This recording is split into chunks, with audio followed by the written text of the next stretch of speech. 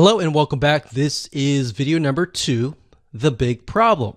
So we briefly touched base on this, but I'm going to dive a lot deeper in this particular video. You see, the biggest problem is not getting your site set up to sell, but rather getting your students to consume your course.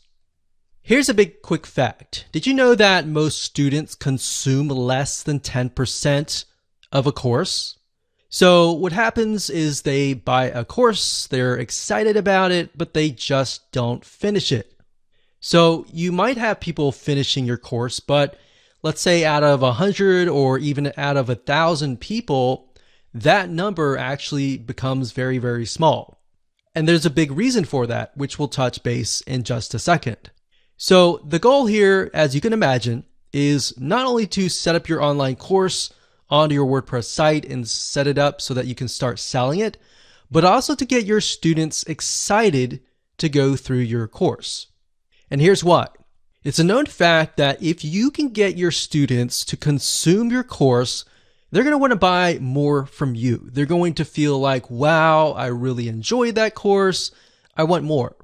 So if you put yourself in their shoes, and maybe you've bought a course and you just never have finished it, or maybe you have gone through a course and you feel like, wow, I've got so much value out of this.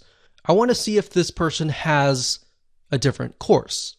So in other words, you feel impacted by that person.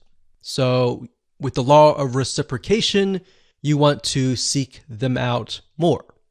So the big question is, how do you go about doing this? Well, to set the stage, we're going to be covering this in a lot more depth in this course. But what you want to do is you will want to prep your course outline and lay it all out so that it is easy to consume. Now, obviously, you already have an online course in hand. What we're doing here is we are basically going to break things down so that you can see, okay, the first thing, this is what they see this video afterwards, or maybe in between these videos, we could add something else that's highly engaging and things like that. So it's not necessarily that you are having to re-edit your course. It's basically making it more engaging, all right? And it'll make more sense in just a second. So in other words, you want to make sure that your experience is as easy as possible. You want to add engagement through quizzes, through forums, or a comment section. You also want to gamify, or in other words, make the course fun. So you can go all out. You can even use a system like gamapress.com and integrate it into certain WordPress plugins. And you can do things like, okay, somebody gets points when they log in, they get points when they do certain things within the course, and maybe they can rack up those points and use that points to buy other things.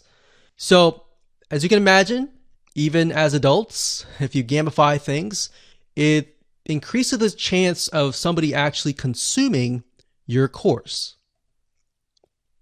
All right, so now that you have a general overview of the big problem, kind of what we need to do, what we're going to do now is we're going to talk about the experience. So how can we increase that consumption rate through the experience?